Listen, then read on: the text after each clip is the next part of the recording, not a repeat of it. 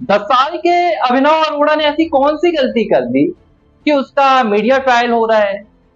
पांच पांच बड़े बड़े सीनियर पैनलिस्ट से उसकी पूछताछ हो रही है, उससे सवाल जवाब हो रहे हैं, और सोशल मीडिया पर बुरी तरह ट्रोल हो रहा है। ये सवाल बहुत सारे लोग पूछ रहे हैं, लेकिन ये कहानी अभिनव अरोड़ा से ही शुरू होती है।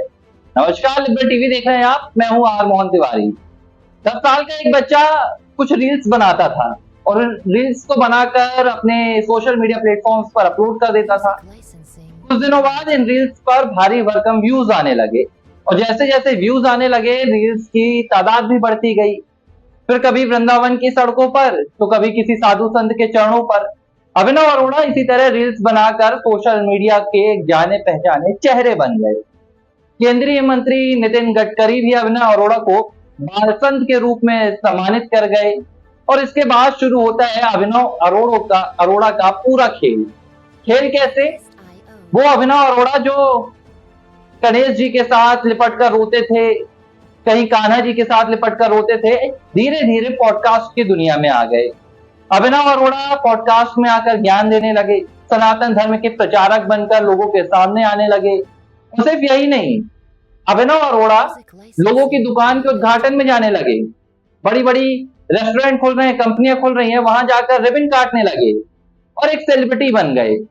अभिनव अरोड़ा एयरपोर्ट पर जाते तो उनके स्वागत के लिए एक मजमा लगता, फोटोग्राफर्स आते, उनके वीडियो बनते, लोग उनके पैर पड़ते, ये सब कुछ चल रहा था।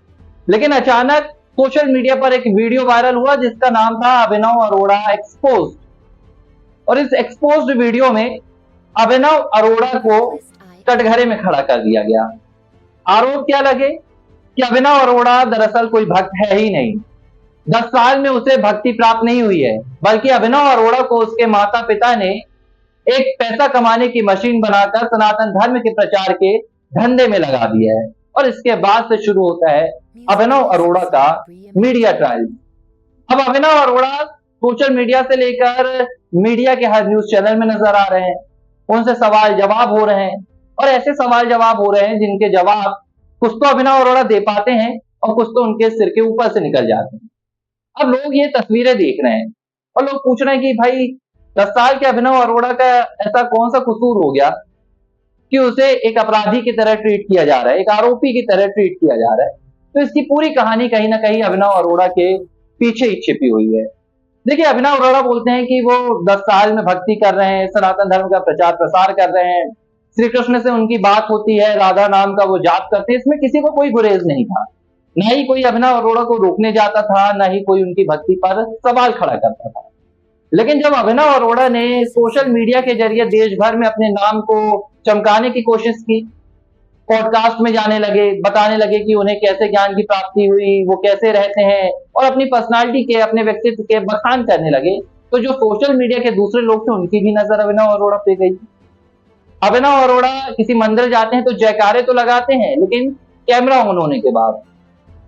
जगत गुरु राम भद्राचार्य के महाराज के मंच पर तो जाते हैं, लेकिन जयकारे कब लगाते हैं? कैमरा ऑन होने के बाद। श्री गणेश की प्रतिमा के साथ, नन्हे गणेश के साथ रोते हुए नजर आते हैं, लेकिन कैमरा ऑन होने के बाद। तो सवाल ये उठा कि क्या अभिनव अरोड़ा की पूरी भक्ति इंस्टाग्राम और सोशल मीडिया के वीडियोस तक ही सीमित है, या वाकई में अभिनव अरोड़ा कोई बाल संत है? जब ये सवाल उठे तो ट्रोलर्स की गैंग भी अभिनव अरोड़ा के पीछे लग गई, और उन्होंने कई वीडियोस, कई बयान, कई तथ्य पेश कर दिए, जिनमें जाकर अभिनव अरोड़ा बुरी तरह घिर गए। अब ये 10 साल का बच्चा बड़े बड़े सवालों का सामना कर रहा है। इससे गीता का श्लोक पूछा जाता है तो ये भागवत की कोई रटी हुई लाइन सुनाई देता है। इससे कोई सवाल पूछा जाता है तो ये अपने आप को बताता है कि अभी मैं सीख रहा हूं, लेकिन दूसरी तरफ ये अपने आप को प्रचारक भी बताता है। बातें अलग अलग आ रही हैं, लेकिन ये कहानी सिर्फ अभिनव अरोड़ा की नहीं है।